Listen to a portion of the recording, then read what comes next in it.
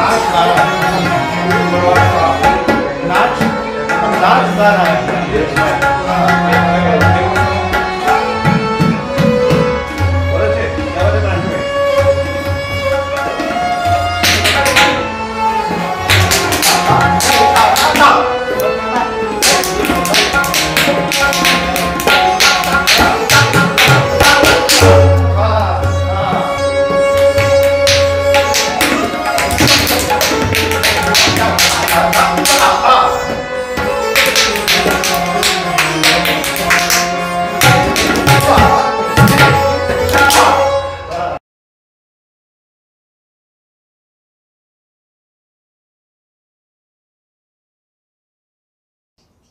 नमस्कार दोस्तों, एक बार फिर से आपका स्वागत है मेरे YouTube के चैनल ब्रजेश भंडारी में, और जिसमें हमारी सीरीज चल रही है एक और वार्तालाप।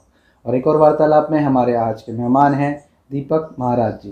दीपक महाराज जी जो कि पुत्र हैं बिरजू महाराज जी के, जो पद्म विभूषण हैं, कथक डांसर हैं।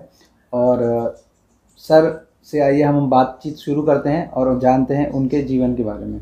नमस्कार सर, आपका बहुत बहुत स्वागत है मेरे इस प्रोग्राम में। नमस्कार। नमस्कार। दीपक जी, मैं आपसे एक छोटी सी बात ये पूछूंगा कि जैसे कोई भी इंसान होता है, उसकी कोई हॉबी होती है, तो वो कहीं ना कहीं कोई ऐसी एक घटना हुई होती है जिससे कि उसका उस हॉबी की तरफ या उसकी तरफ उसका आकर्षण होता है। तो आपके जीवन में भी कोई ऐसी एक घटना हुई होगी, वो अगर आप हमारे। जी हाँ, मैं सबसे पहले तो अपने जीवन का सबसे बड़ा सौभाग्य यही मानता हूँ कि पिछले 7 पुश्तों से चली आ रही लखनऊ घराने की ये परंपरा भी क्या कहेंगे, ये एक दायित्व है बहुत बड़ा, कला के प्रति, कथक के प्रति, जो हमारे पूर्वजों ने अपने खून पसीने से सींचा, उसको बड़ा किया और उसको एक सबसे ज़्यादा खूबसूरत स्वरूप जो दिया, वो मेरे गुरुदेव, मेरे पिता स्वर्गीय पंडित बिरजू महाराज जी, जो कि किसी परिचय के मोहताज नहीं। महाराज जी ने बहुत संघर्ष किया अपने जीवन में, बहुत संघर्ष किया, और उनकी कथा, उनकी आत्मकथा हम लोग सुनते रहते थे बैठ के, और उससे प्रेरणा लेके मैं अगर अपने विषय में बात करूं तो मेरा जीवन तो पूरी तरीके से परिवर्तित हो ही गया था। जी हाँ, ये बात बिल्कुल सही कही आपने कि एक रुझान होता है, जिस समय हम युवा हो रहे होते हैं उस समय मन में कई सारी बातें उठती हैं। एक ये होता है कि जैसे मेरा आकर्षण जो था वो खेल कूद में बहुत ज़्यादा था। मैं बहुत ज़्यादा, माने स्पोर्ट्स जितने भी, और ख़ासकर एक क्रिकेटर बनना, तो मैं बहुत खेला हूँ बचपन में, बहुत ज़्यादा ये सब में मेरा था। लेकिन साथ में ही मैं महाराज जी की सोच, महाराज जी की जो कल्पनाएं होती थी, उनकी जो उपज होती थी, वो भी घर में, क्योंकि देखिए 24 घंटे उसी विषय में चर्चा होती थी, तो म्यूज़िक से रिलेटेड, चाहे नृत्य हो, चाहे गायन हो, चाहे वादन हो, इन सब बातों की चर्चा तो होती ही थी, मतलब आम तौर पे घर के अंदर। तो उसका जो मानसिकता पे जो उस चीज़ का जो असर पड़ा, वो तो काफ़ी गहरा पड़ा। तो मैं बेशक चाहे थोड़ा सा खेल कूद की तरफ था, लेकिन मेरा हृदय जो था वो पूर्ण रूप से नृत्य की तरफ ही आ रहा था। तो एक आध बार ऐसे भी हुआ कि मेरे पिताजी ने जब देखा कि मैं खेल की तरफ बहुत ज़्यादा आकर्षित हो रहा हूँ, तो उन्होंने एक दिन ऐसे ही कह दिया, उन्होंने कहा कि देखो बेटा, अगर तुम्हें खेल कूद में भी जाना है तो अव्वल नंबर बन के आना। मतलब अगर तुमको बनना ही है तो तुम इतना नाम करो, उसमें इतना शोहरत कमाओ कि जिससे मेरा जो सीना है वो गर्व से चौड़ा हो जाए। तो महाराज जी की ये बात जो थी वो मेरे दिल में ऐसी लग गई, क्योंकि आप तो जानते ही हैं कि वो तो नृत्य से ही संबंधित थे, और कितना उन्होंने अपने जीवन में जो काम किया, और हमेशा उनको मैं उसी रस में ही डूबा देखा मैंने उनको। मैं आपको सच बता रहा हूँ, मेरा पूरा मन ही परिवर्तित हो गया। तो ऐसा तो नहीं था कि मैं शुरू से ही, स्कूल टाइम से ही मैं नृत्य करता था, लेकिन उस वाणी के बाद, उस शब्द के बाद से मेरा रुख पूर्ण रूप से पूरा नृत्य की तरफ ही चला गया। तो अब ईश्वर की बड़ी कृपा है, और मेरे गुरु का आशीर्वाद है, मेरे पूर्वजों का आशीर्वाद है, और भगवान श्री कृष्ण का आशीर्वाद है कि आज मैं ठीक उसी पथ पर ही चल रहा हूँ जो महाराज जी हमको दे के चले गए। उनके एक एक शब्द, उनकी एक एक वाणी, जो सीख है नृत्य के प्रति, जो सुंदरता है, खूबसूरती है, उस चीज़ को मैंने अपनाने की मैं कोशिश कर भी रहा हूँ और काफ़ी हद तक मैंने उसको अपना भी लिया है। महाराज जी, ये तो बहुत अच्छी बात आपने बताई कि आप पहले खेल कूद में आपका इंटरेस्ट था, बट फिर एक वाणी से आप इस तरफ को डिवोट हो गए डांस को। जी बिल्कुल। पर सर, मैं जैसे आपसे एक बात ये पूछना चाहूँगा, या मेरे मन की खुद की भी क्यूरियोसिटी ये है कि जैसे हम जितने भी मतलब यंग लोग हैं या जनरेशन है आज जो आ रही है, यंग जनरेशन है, उसको सिर्फ वो देखती है कि डांस करते हुए देखती है कि कथक एक डांस फॉर्म है, और आपके जो फादर है महाराज जी, वो डांस करते थे, या मतलब बहुत सारे लोग जो कथक सीख रहे हैं या जो करते हैं, वो उनके बारे में उनको सिर्फ ये पता है कि एक डांस फॉर्म है, ठीक है। और जहाँ तक मेरी जानकारी है कि आप लोगों की जो आप लोगों का बैकग्राउंड है, इतिहास है, वो इलाहाबाद के पास एक डिस्ट्रिक्ट है हंडिया, और उसमें एक गांव है, वहां से वो शुरुआत हुई है। जी हाँ, जी हाँ। या मतलब आपका इतिहास वहां से है जी। तो उसके विषय में भी अगर आप हमारे दर्शकों को बताएं, तो ये इन्फॉर्मेशन जो कि सिर्फ अभी तक लोगों को जो ये पता है कि सिर्फ मतलब बहुत कम लोगों को ये पता होगा, जो इन्फॉर्मेशन आप शेयर करेंगे वो बहुत कम लोगों को पता होगा। जनरली लोगों को सिर्फ ये पता है कि ये लोग डांस करते हैं। जी जी बिल्कुल। तो ये इसकी शुरुआत, आरंभ कहाँ से हुआ, ये भी तो पता चलना चाहिए। बिल्कुल बिल्कुल सही बात। जी हाँ, बहुत ही अच्छा प्रश्न है, और इसके विषय में मैं एक बात ये ज़रूर कहना चाहूँगा कि बचपन से जो मैं चर्चा सुनता रहा अपने पूर्वजों के बारे में, और वो जगह, वो स्थान जहाँ से कथिकों का, जो हमारे घराने के जो कथिक हैं, जहाँ से उनका प्रारंभ हुआ, उसके विषय में ज़रूर मैं कहना चाहूँगा कि हंडिया तहसील, वहाँ पर किचकिला गांव है, जहाँ पर कथिकों का एक पूरा का पूरा, सोचिए, एक समाज, पूरा एक घर, पूरी एक फैमिली वहाँ पर थी। और आज भी कथिकों का तालाब वहाँ पर मौजूद है। तो हमारे कम से कम 989 घर कथिक लोगों का परिवार। और हम लोग गए भी बीच में, वहाँ जाके हम लोगों ने कार्यक्रम भी किया, बड़ा अच्छा, और बड़ा अच्छा, मन को बड़ा आभास, बड़ा सुंदर आभास हुआ, क्योंकि जहाँ पूर्वजों की यादें जुड़ी रहती हैं, वहाँ एक अटैचमेंट जो दिल का होता है वो तो होता ही है। महाराज जी से जितना हम लोगों को पता चला कि क्या हमारे पूर्वज थे और किस तरीके से उन्होंने अपने जीवन में सरवाइव किया, तो वैसे तो ये कथा जो है तो बड़ी पौराणिक कथा है। देखिए, मंदिर काल से चली आ रही है ये सब कथाएं, और कथाकार लोग जो मंदिरों के प्रांगण में कथाकारी करते थे, ये सब चीज़ें। तो धीरे धीरे क्या हुआ, क्योंकि देखिए होता क्या था कि जब फैमिली बहुत बड़ी होती थी, जब समाज इतना बड़ा होता था कथिकों का, तो किसी तरीके से वो एकजुट हो गए। जगह जगह जैसे होता था, कभी ज़मींदारों के यहाँ, कभी ठाकुरों के यहाँ, तमाम कई फंक्शन में, जैसे जब भी कोई आयोजन होता था गांव के अंदर, तो वहाँ जाते थे और कथाकारी करते थे, तो जिससे उनका निर्वाह होता था।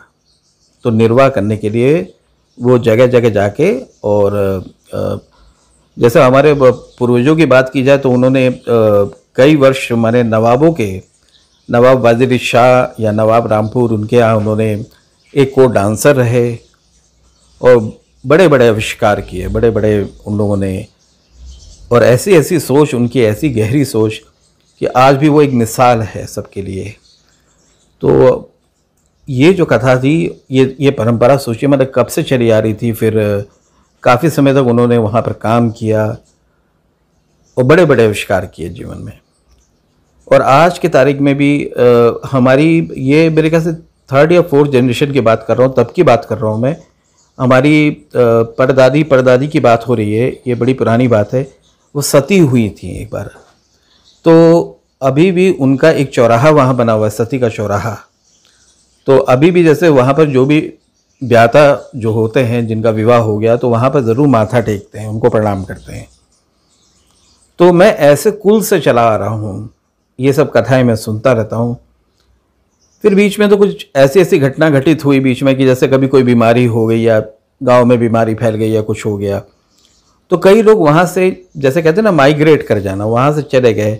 तो जगह जगह, कोई इधर कोई उधर, बहुत जगह स्थानों में चले गए। कुछ लोग आ गए लखनऊ में।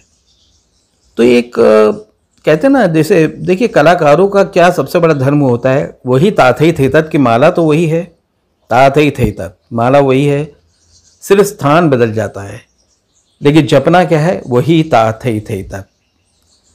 तो ये तो हम लोगों का धर्म है और यही हम लोगों का कर्म है।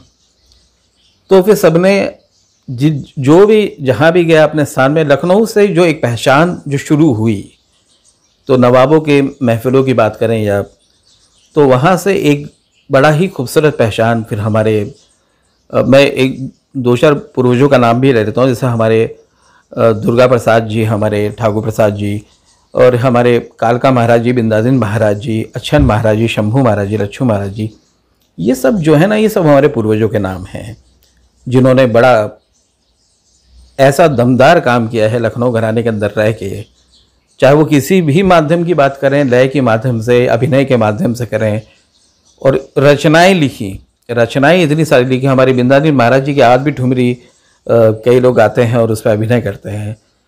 तो कुछ जो अवशेष बाकी रह गए तो वो महाराज जी के हाथ लगे, तो उसी पर आधारित हम कई बार महाराज जी को नृत्य करते देखते थे और वो सुनते रहते थे। और मुझे सौभाग्य भी मिला कि मैं महाराज जी के साथ बैठ के मैं गाना भी गाया हूँ, कई ठुमरियाँ भी गाई मैंने उनके साथ। और सिर्फ गाया नहीं, उनको देखता भी रहा और उनके हर एक भाव को समझता भी रहा। तो उससे मुझे क्या हुआ, मुझे दोहरा फ़ायदा हुआ जीवन में कि मैं अपने गुरु के साथ बैठा भी, बोल पढ़ंत भी किया, गाया भी, और उनको देख के मैं सीखता भी रहा। तो ये मेरे जीवन का, तो ये तो एक छोटा सा परिचय है जो मैं आपको बता रहा हूँ कि किस तरीके से परंपरा चली आई। तो ये पुष्ट दर पुष्ट, पीढ़ी दर पीढ़ी, तो हम लोग आज अपने आप को 8 जनरेशन बोलते हैं। अब तो 9 जनरेशन भी बिल्कुल तैयार है, सामने ही खड़ी है। महाराज जी, यहाँ पर मैं आपसे एक सवाल ये पूछूंगा कि जैसे आपके फादर इतने लेजेंड थे और इतना बड़ा उनका नाम था जी, और मतलब एक पब्लिक में जब भी वो जाते थे तो हजारों लोग उनसे मिलने के लिए, उनको देखने के लिए, और मतलब एक अलग ऑरा होता था जब वो जैसे पब्लिक में होते थे या बाहर होते थे जी। तो जैसे आप उनके बेटे हैं, तो नॉर्मल क्या होता है कि जैसे हम ये तो दूर से जैसे हम देखते हैं तो जो बाहर से पब्लिक देख रही होती है उससे तो लगता है कि ये आदमी तो ऐसा ही होता होगा। तो फैमिली में, परिवार में आपके साथ आपका कैसा उनके साथ संबंध था, या मतलब एक नॉर्मल जैसे बाप बेटे का संबंध होता है, या फिर एक जैसे आप कहते हैं गुरु भी हैं जी, तो एक गुरु शिष्य का संबंध, या मतलब एक ऐसा होता है ना कि मतलब जो आम लोगों में जैसा होता है उस तरीके से? जी हाँ, बिल्कुल बिल्कुल, ये बहुत ही सुंदर प्रश्न है। एक रिश्ता क्या होता है पिता और पुत्र के बीच में? और जी हाँ, ये बात भी बिल्कुल सही है कि पिता के रूप में इतना महान गुरु यदि अगर आपको जीवन में मिल जाए, तो मैं जैसे शुरू में एक बात मैंने बोला, ये मेरे जीवन का बहुत बड़ा सौभाग्य है कि मैंने ऐसे कुल में जन्म लिया और सानिध्य जो मेरे के ऐसे महान गुरु मेरे रहे, पिता रहे, कि वो स्मरण जीवन में मैं जीवन में शायद कभी मरते दम तक कभी मैं भूलूंगा नहीं, क्योंकि हमारी याद में महाराज जी हमेशा रहेंगे। उनकी जो सोच, उनकी जो कल्पनाएं थी, हर एक बात। और अधिकतर क्या होता था, जैसे नॉर्मली भी हम जब मिलते थे महाराज जी से, तो क्योंकि मैं बचपन से ही उनको एक सेलिब्रिटी के रूप में ही देख रहा हूँ, मेरा बचपन ऐसा गुजरा कि कभी यहाँ कार्यक्रम कर रहे हैं, कभी वहाँ कार्यक्रम कर रहे हैं, और कई जितने शुभचिंतक लोग हैं उनके बीच में वो घिरे हुए हैं, और कितने फोटोग्राफ्स कितने उनके लिए जा रहे हैं, कितने ऑटोग्राफ वो दिए चले जा रहे हैं। तो उससे क्या होता है कि एक हम लोगों के दिमाग में एक चित्र छप गया था। तो जब भी महाराज जी, वैसे मैं आपको बताऊं, महाराज जी बहुत ही साधारण, मैं आपको सच बता रहा हूँ, कार्यक्रम करके जब आते थे उनसे ज़्यादा साधारण मनुष्य कोई था ही नहीं इस दुनिया में। वो इतने ज़्यादा अपने आप को इतना साधारण बना देते थे, या आप एक तरीके से ये कह दीजिए कि वो हर एक मोह से बिल्कुल मुक्त हो चुके थे। कहते हैं ना, एक मोह होता है अंदर का बड़ा, कि एक होता है ना अहंकार आ जाता है मन में कि मैं इतना बड़ा सेलिब्रिटी हूँ, अभी मुझे 50 लोग मिले, लेकिन जैसे वो घर में आते थे तो घर में आके हमेशा एक ही बात कहते थे, अरे भाई मेरा 2 रोटी ले आना भाई, 2 रोटी, वो जो घर का प्यार का रोटी जो बनता था ना, और उसको ऐसे चाव से खाते थे कि ऐसा लगता था कि जैसे कि चाहे वो सेलिब्रिटी 5 स्टार होटल में बैठ के खाना भी खा रहा होगा, लेकिन वो घर जब आते थे तो कहते थे भाई घर का खाना तो मैं ज़रूर खाऊंगा। वो कहते थे मैं घर का खाना तो ज़रूर खाऊंगा। क्यों? क्योंकि जब तक वो घर का खाना नहीं खाते थे ना, उनको संतुष्टि नहीं मिलती थी। तो ऐसे थे मेरे गुरु, ऐसे थे मेरे पिता कि इतना साधारण तरीके से, तो हमने हमेशा उनको वैसे ही रूप में जाना देखा। लेकिन ऐसा नहीं है कि उन्होंने पिता का फ़र्ज़ पूरा नहीं किया। पिता का फ़र्ज़ बखूबी उन्होंने निभाया। उन्होंने घर का ध्यान रखा, सबकी बात भी वो सुनते थे, लेकिन बड़े शांत मन से।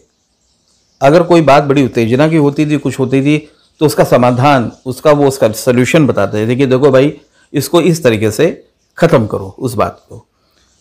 तो ये महाराज जी का परिचय था। तो मैं आपको सच बता रहा हूँ कि हम महाराज जी को एक पिता के रूप में शायद उतना ज़्यादा स्वीकार नहीं कर पाए, एक गुरु के रूप में ही ज़्यादातर हम उनको देखते थे।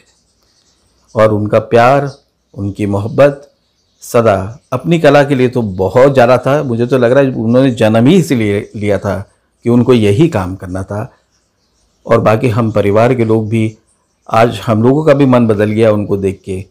आज हम लोग भी वैसे ही हो गए हैं बिल्कुल जी। महाराज जी, थोड़ा सा यहाँ पे एक सवाल ये है कि जब आप इतने बड़े लेगेसी को लेके चल रहे होते हैं, तो जब आप परफॉर्म कर रहे होते हैं, तो ये प्रेशर आपके दिमाग में होता है कि मुझे ये लेगेसी को आगे ले जाना है? मतलब उस एक प्रेशर होता है ना परफॉर्मेंस का। वैसे तो जब भी आप स्टेज पे चढ़ते हैं, एक नर्वसनेस और एक थोड़ा सा होता ही है। हर कलाकार के अंदर ये चीज़ होती है जी। बट अगर आपके पीछे इतना बड़ा नाम हो तो फिर और भी चीज़ें हो, मतलब और भी प्रेशर हो जाता है। तो उस प्रेशर को आप कैसे हैंडल करते थे और कैसे, आपका अनुभव क्या है उस बारे में? जी हाँ, ये बिल्कुल सही बात है कि जब आप कोई बहुत ही प्रख्यात, चाहे आप बहुत बड़े संगीतकार के पुत्र हो, चाहे कोई बहुत बड़े नर्तक के पुत्र हो, चाहे वाद्य का क्षेत्र हो, ये बात बिल्कुल सही है कि एक जिम्मेदारी जिसको कहते हैं, हालांकि मैं इसको बोझ नहीं कहता। आज अगर लोग मुझसे अगर इस चीज़ की बहुत ज़्यादा अपेक्षाएं रखते हैं, या वो ये कहते हैं कि भाई हूबहू अपने पिताजी के तरह बिल्कुल दिखना चाहिए तुमको, उनके आव भाव, उनके तौर तरीके जैसे वो कर गए अपने जीवन में, बिल्कुल वैसे ही होना चाहिए। तो मैं हमेशा अपने कंधे पे जिम्मेदारी लेके चढ़ता हूँ स्टेज पे, लेकिन बेखौफ। मेरे दिल में डर इसलिए नहीं होता क्योंकि देखिए, मैं हमेशा एक बात ज़रूर मानता हूँ कि परमात्मा ने, ईश्वर ने सबको अलग अलग तरीके से बनाया है। हम लोगों का शरीर, हम लोगों का ढांचा, ये जो किस तरीके से उन्होंने किस तरीके से उसको बनाया है, हर व्यक्ति का अपना जो एक अस्तित्व है वो एक अलग ही होता है। जैसे कहते हैं 5 उंगली एक बराबर नहीं होती, जिस प्रकार से ये कहा जाता है, तो उसी प्रकार से मैं भी कई बार मैंने निवेदन भी किया कई लोगों को। मैंने कहा देखिए, मैं महाराज जी से प्रेरित हूँ। महाराज जी हमारे जीवन की बहुत बड़ी प्रेरणा है, परंतु मैं महाराज जी जैसा नहीं हो सकता हूँ, वो संभव नहीं है। मैं महाराज जी की हर एक वो अच्छाइयाँ जो उनके जीवन की थी उसको अपनाने की कोशिश कर रहा हूँ और उसको अपने मुख विलास में अपने चेहरे पे लाने की कोशिश कर रहा हूँ। लेकिन ये बात भी सही है कि जैसा भगवान ने मुझे बनाया है, चाहे मेरा चेहरा है, चाहे मेरी नासिका, मेरा आँख, जिस प्रकार से उन्होंने जिस सांचे में ढाल दिया है वो वैसे ही दिखेगा। कहने का मतलब ये बनता है। तो मैं हमेशा वो एक जिम्मेदारी लेके चलता हूँ। तो अगर सपोज अगर 1 या 2 लोग अगर थोड़ा सा प्रेशर भी डालते कि देखो महाराज जी का अंदाज देखना कि किस तरीके से महाराज जी जाते थे या वो कैसे करते थे, मैं उनको सीधे सीधे स्पष्ट ये बोलता हूँ कि मैंने वही सोच के ही किया था मैंने वही सोच के, लेकिन अंदाज कुछ मेरा अपना है। तो अंदाज ये ईश्वर ने हर एक इंसान को, हर एक कलाकार को ये अधिकार दिया है कि आप अपने गुरु से प्रेरित रहिए, उनसे प्रेरणा लीजिए, लेकिन अपने अंदाज को भी ना भूलिए कि आप किस तरीके से चल रहे हैं। ये तो आपने लाख टके की बात कही कि हर इंसान इंडिविजुअल अलग अलग है, उसका वो सेल्फ, चाहे वो किसी का भी बेटा है, चाहे किसी का भी पुत्र है, पर उसका वो सेल्फ उसका अलग होगा, उसका अंदाज अलग होगा। वो आपने 1,00,000% की बात कही कि जी मैं उनका शिष्य हूँ जी जो मैंने उनसे सीखा है वो मैं परफॉर्म करूंगा, पर मेरा जो परफॉर्मेंस का तरीका होगा वो मेरा खुद का एक वो जी हाँ, मेरा अंदाज होगा। जी हाँ, जी हाँ। तो आपसे बातें करके बहुत अच्छा लगा। धन्यवाद सर, आपने मुझसे इतनी सारी बातें करी और अपने जीवन के इतने सारे अनुभव हमारे साथ शेयर करे। जी, और मैं आपको बहुत बहुत धन्यवाद कहूँगा। धन्यवाद सर, बहुत बहुत धन्यवाद जी, नमस्कार। और मैं अपने देखने वाले दर्शकों को भी यही बोलूँगा कि प्लीज़ मेरे चैनल को लाइक कीजिए, शेयर कीजिए और सब्सक्राइब कीजिए, और जो कि हम ऐसे गुणी कलाकारों को आप तक ला सकें और उनके जीवन के अनुभव आपके साथ साझा कर सकें। और मैं यही इसी के साथ अपनी वाणी को विराम दूंगा। धन्यवाद। तोरी मैना तोरी मैना एक तोरी मैना मानूंगी झूठी, तोरी मैं न मानूंगी झूठी, बतिया करते तोरी मैं ना मानूंगी झूठी, बतिया करते आए सौतन के घर से ये जानी परते आए, सौतन के घर से ये जानी परते, तोरी मैं ना मानूंगी झूठी, बतिया करते। हटो हटो जाओ तुम उन्हीं के संग रहो, हटो हटो जाओ तुम उन्हीं के संग रहो, बातें ना बनाओ शाम बिंदा कहते, देखो मोरा जियरा जरत जरत जरत, मैं ना मानूंगी झूठी, बतिया करते ए झूठी, बतिया करते झूठी, बतिया करते तोरी मैं ना